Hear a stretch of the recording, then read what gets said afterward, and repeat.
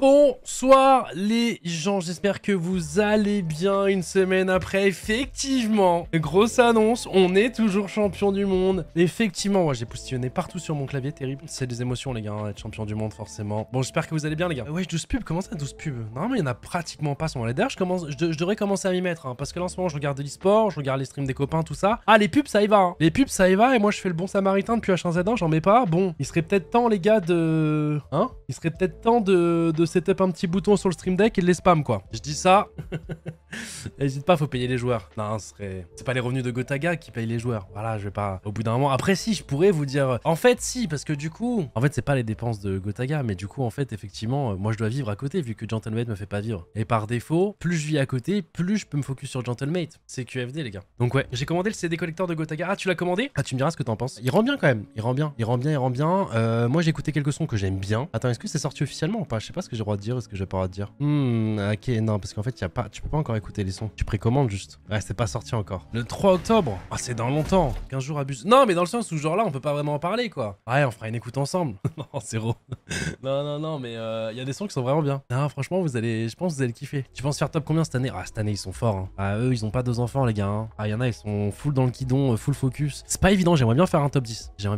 Mais c'est close, hein. Le niveau est très stack cette année. Genre, tout le monde est fort, personne n'est nul. À part Anime et Amine. Mais bref, ça, c'est un autre débat, les gars. C'est un autre débat. C'est dingue sur Twitter, c'est la guerre avec la KC, ça nous reproche des trucs. Ouais, j'ai vu. Ah ouais, non. Ouais, là, Twitter, là, en ce moment, là, ça y est, c'est la guerre carrément de communauté, enfin, d'association. Ah ouais, non, c'est... Et Sid, il est toujours en compète avec toi. Ouais, faut que je trouve un moyen pour le battre le jour J, les gars. Faut que je trouve un moyen pour le battre le jour J, parce que là, il est vraiment fort, là, Sid. Les années précédentes, la première année, il a eu un peu de chance, parce que Manon, elle a bloqué tout le monde, ok. Lui, il est passé, c'était sa mate, et après, voilà. Et il était pas ouf. Deuxième année, bon, on a fait un petit duel, mais vraiment pas ouf. Je l'ai dépassé une fois, je l'ai plus jamais revu. Il a fini loin. Mais là, il est vraiment on point. Je vais pas vous mentir, les gars. Même si c'est mon rival, là, il est vraiment très solide, là. Ouais. Après, on s'est fait une promesse que s'il y en a un qui est dans le bac, l'autre, il le rejoignait. Donc, peut-être qu'il y a peut-être un petit virage, un petit spin qui part. Je vais dans le bac, peut-être il me rejoint. C'est peut-être ça, pour pas perdre. Un peu lâche, mais pourquoi pas. Je rigole, bien évidemment, parce que si ça arrive vraiment le jour J, les gens vont penser que j'ai fait exprès. C'est une vanne, bien évidemment. Maxime, le plus rapide. Maxime fait des parties les plus rapides, ouais. Ah, Maxime Biagui, les gars. Et en plus, ça se voit, il fait le malin. En fait, tu sais, ça fait partie de ces personnes. Il est un peu comme Lucas. Lucas, il est pareil. Quand ils sont plus forts que toi, même un petit peu plus forts, bon, lui, il est totalement plus fort, tu sens que son aura change. Tu sens que son comportement avec toi change juste dans ce compartiment. C'est-à-dire que je le vois partout en dehors, Maxime. Promims, un petit chat. Quand t'es au GP, t'as l'impression il a une aura. Genre, c'est Hamilton. Je te jure. Il est là, comme ça, il a la tête haute, il est fier, quoi. Tu sens qu'il tourne vite par rapport à nous. Tu vois ce que je veux dire? Non, vraiment. Apparemment, l'un des Espagnols est très bon. Hein. Les deux sont très bons. Ah, ce serait chiant qu'un Espagnol gagne. Et Nikov, il apprend vite. Hein. Là, il tourne bien déjà. C'est son vrai premier GP du coup. Non, même l'année dernière, il tournait vite déjà, Maxime. Il tournait vite, il a juste pas eu de chance, mais en vrai, il tournait déjà très vite. L'année dernière, il aurait pu faire un bon truc. Alors, peut-être pas battre les 3 titans, mais 3-4 titans. Il y avait aussi Bouzy qui était pas mal, mais sinon, il était juste derrière quoi. Et pour un nouveau, il allait trop vite. Anime, il est éclaté. Non, cherchez pas Anime. Anime, les gars, laisse tomber. Ton top 3? Mon top 3 du GP, je dirais un des Espagnols. Putain, ça serait chiant, mais en vrai, il y a un des Espagnols carrément, ouais, bref. Ah, je pense, vas-y, en dehors des Espagnols, parce que les Espagnols, je connais pas trop, tu vois. Mais les Espagnols sont quand même forts, faut les attendre. Je dirais Maxime, Anna, pas dans l'ordre, hein. Enfin, quoique, ça peut être dans l'ordre, là, pour l'instant, sur ce que je dis. Maxime, Anna, Catsup, elle tourne vite. Et il faut faire attention, parce que c'est pas lesté aussi. Donc, les très légers vont quand même aussi plus vite que, tu vois, faut pas remettre ça en excuse. Jamais. Quand tu vois à quel point Etienne Moustache, qui était quand même plus lourd que la plupart des participants, était trop fort, faut pas se cacher derrière ça sur les entraînements, mais quand tu te rajoutes quand même quelques kilos, il y en a certains qui vont se prendre quand même 40 kilos en plus, ça peut jouer surtout sur la ligne droite, donc il y en a qui vont être quand même un peu nerf le jour J, tu vois, mais globalement ils sont quand même très solides, tout ce que je vous dis. Lucas il est pas loin, enfin il est avec eux. Sid, Théodore, pas loin derrière les gars. J'ai oublié quelqu'un je crois, bah j'oublie sûrement des gens, mais ce que j'ai dit c'est lesté pendant les trainings. Non, c'est pas lesté, c'est le jour J qui sera lesté. Après moi je suis celui qui dodge le plus de sessions les gars, donc je vais pas vous mentir, s'il y a des gens qui font des progrès en cours etc, peut-être je les ai pas vus quoi. Bagara à la step up, mais Bagara elle tourne plus vers moi tu vois, mais moi je serai plus fort le jour J. Est-ce que Bag sera plus fort le jour J? Genre je crois que moi entre les trainings et les jours J du GP, je crois que le jour du GP je me mets à chaque fois 2 secondes voire plus, donc en vrai faudrait être encore plus fort pour attraper justement tous les noms que j'ai cités quoi. On verra. Ça fausse un peu les repères de freinage du coup, non? Légèrement, ouais, légèrement. Là et lui je n'ai rien vu sur... bah Léa je sais pas, Léa je sais pas trop. En fait tous ceux qui sont groupe 2 j'avoue que j'aurais pas trop de... C'est pas du tout un clash ou quoi que ce soit, mais je sais pas en combien ils tournent. Je sais que l'espagnol du groupe 2 tournait bien, que Nikov tournait bien, sinon pour les autres je sais pas. pas trop. C'est pour ça, Max est devant, il fait 45 kilos. Franchement, le Gotaga full ego, t'aurais dit oui. Mais en vrai, non, il a la technique, c'est-à-dire que même s'il sera lesté, il faudra juste qu'il fasse attention au tout début, tu vois, parce que peut-être qu'il y a certains virages où ce sera pas les mêmes sensations que d'habitude. Et globalement, il va vraiment aller vite. Sur Rocket League, on va mettre du budget avec l'annonce du coup. Du tout. Non, je pense qu'on reste sur la même dynamique qu'on vous a dit à l'overtime, les gars. Hein. Je pense que si on peut refaire un roster compétitif, quand je vous parle de compétitif, c'est pas juste faire acte de présence, c'est genre si on peut gagner, tu vois, genre si quand tu pars à un événement, quand tu pars à un major, tu te dis ok, on a une chance de gagner, oui, on sera sur Rocket League, sinon je pense que c'est... Ciao, bye bye les gars. Même les Worlds là ils viennent de faire 240 000 viewers les gars. Sauf que les salaires des joueurs, c'est des salaires de jeux tier 1. Donc en fait, bon, je vous cache pas que...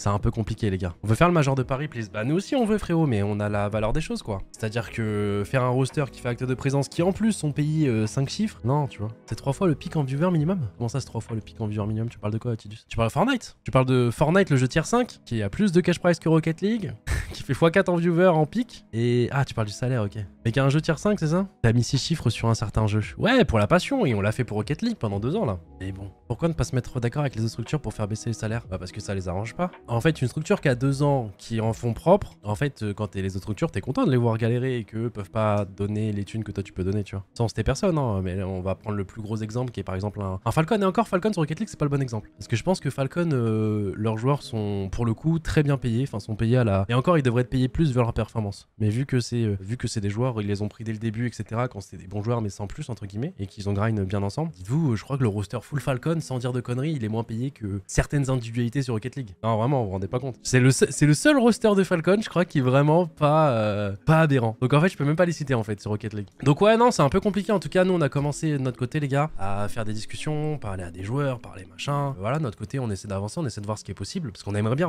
rester sur Rocket League, hein, bien évidemment. Mais si on reste, c'est vraiment pour vous, quoi. Je vais pas vous mentir. Et si on part, c'est pas contre vous, c'est juste qu'on aura essayé, mais que malheureusement, bah, c'est pas possible, quoi. Donc voilà. Enfin, pour vous, pour nous aussi, hein, nous aussi, on kiffe le jeu, mais disons que nous, on a la réalité dans les conves, les prix des joueurs, des machins. Et même si on kiffe le jeu, on se dit oh. Bon, les gars, ah non, c'est dur. Avec l'arrivée très vite de la nouvelle saison, les rosters Rocket League vont vite se lock. Non, ouais, c'est pour ça, là, ça bosse sur ça. C'est-à-dire que là, les premiers rosters que vous verrez, là, sera dans la semaine et tout. Il y aura déjà des trucs qui seront leaks. Là, ça va aller très très vite hein, par rapport aux autres années, les gars. Ce serait dommage de partir quand le format commence à évoluer. Je sais bien, Noah, mais en fait, bah, comme je te dis, nous, on est en fond propre, quoi. C'est cool, mais en fait, si un jeu à l'année te coûte entre 500 et 1 million pour que le pic des Worlds fasse 240 000 viewers, c'est moins que le Gotaga Show qui était en 2019, pour vous donner un ordre d'idée. Alors, je dis pas, c'est un de mes plus gros lives, hein, mais c'est quand même lunaire. Genre, il y a plus de gens qui étaient devant leur écran à regarder le Gotaga Show sans compter les personnes sur place, parce que sur place aussi sur Rocket League il y a du monde, que à regarder les Worlds quoi. C'est pour ça les gars, donc en fait oui non, tu vas pas te battre à payer un roster qui coûte entre 500 et 1 million l'année, le jeu te rapporte que dalle en termes de revenus, et pourtant je vous parle en bonne position quoi, c'est-à-dire qu'on est l'équipe qui vend le plus, etc. de skins, tout ça dans le jeu, in-game, non le jeu te rapporte que dalle quoi, tu peux pas... Donc ouais, alors après oui en France attention, parce que du coup en France c'est un jeu, tu sais c'est tout l'opposé de CS. CS ça marche pas trop en France, enfin il y a pas trop de viewership français, par contre à l'intérieur il y a énormément de viewership.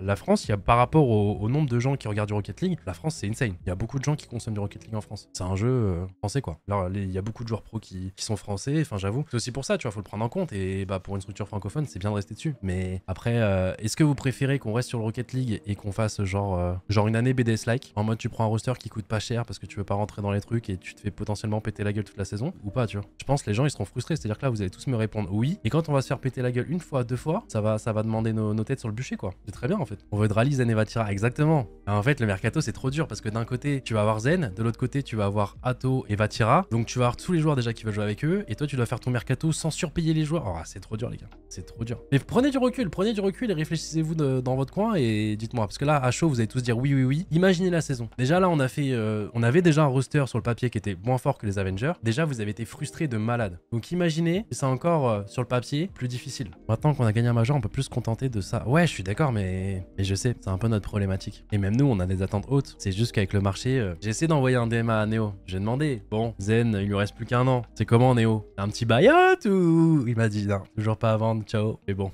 Fab il me fait pas trop de cadeaux. C'est normal, c'est le jeu. Ok, tant pis, go next. Non les gars, ça va être dur. Et en plus maintenant là, il y a les Saoudiens qui vont s'y mettre là, je pense sur Rocket League un peu plus. Enfin quand je parle des Saoudiens, je parle pas de Falcon, mais plus Two Minds. Parce que il me semble, à moins de dire des âneries, qu'ils ont aussi annoncé que les rosters maintenant, alors c'est une très bonne nouvelle pour genre les rosters espagnols qui vont dans d'autres pays et qui essaient de se qualifier, enfin qui se qualifient au World en allant dans des régions mineures, mais que maintenant tu dois avoir 2 joueurs minimum de la nationalité de là où tu joues. Donc les Twisted Mind qui prennent des Rise et tout, ce sera plus possible. Imaginez Twisted Mind à Nupo. Qu'est-ce qui lui reste comme joueur là pour pouvoir concourir contre Falcon? Je peux remettre les crampons si besoin. Bah justement, parlons-en. Il y a une région dans le MENA qui s'appelle le Maroc. Et il y a beaucoup de joueurs marocains qui sont très forts. Du coup, Cassé, ils ont que Vati en FR, non? Non, c'est par rapport à... Non, il est belge, Atto. C'est européen, la région. C'est pas France. League Drali. Ah non, mais il y a aucun leak, les gars. Mais en fait, il faut essayer de se projeter sur comment, par exemple, un Twisted Mind avec Nupo vont faire pour avoir un roster compétitif l'année prochaine. Soit ils prennent un joueur à Falcon, bonne chance. Soit ils prennent des top joueurs, du coup, qui peuvent jouer en MENA. Et il y en a pas... Enfin, il y en a pas énormément, si. Il y en a quelques-uns, tu vois. Mais par exemple, ça aussi, ça fausse un peu le mercato parce que bah va mettre les mêmes budgets que Twisted Mind si jamais tu veux être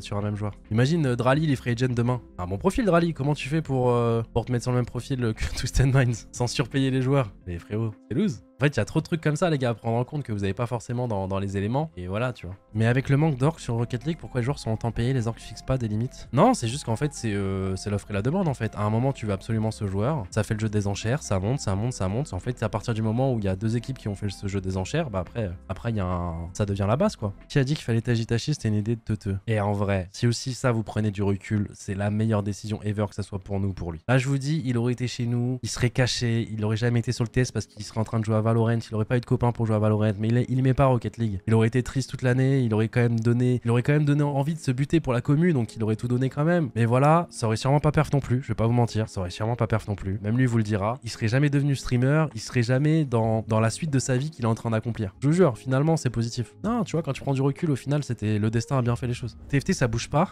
Ça rejoue ce week-end. TFT, soit on passe à 2 joueurs, soit peut-être on recrute, on passe à 4, je sais pas. Soit ça bouge pas, on reste 3. Ça, c'est encore un truc à voir, les gars. Globalement, les gros points d'interrogation, de toute façon, ça restera Rocket League, je pense.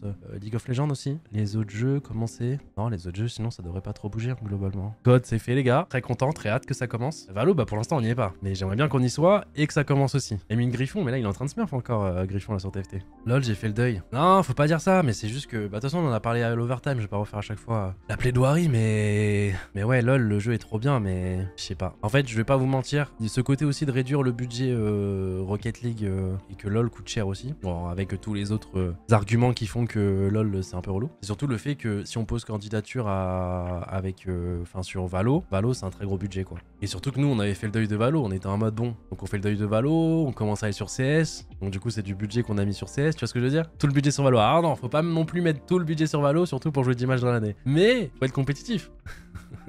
Faut être compétitif, faut avoir un truc solide si jamais ils acceptent. Payer des locaux, des salaires, etc. à Berlin pour 10 matchs dans l'année, j'avoue, j'ai beaucoup de mal. Ouais, totalement, mais en fait, faut que t'imagines que c'est vrai, faut que t'imagines que ton match, le match Valo coûte 200 000 balles, quoi. si vraiment tu abuses du truc. Non, je pense que dis-toi que Valo, c'est l'e-sport de demain, tu vois, entre guillemets. Genre, c'est un jeu qui fait que monter.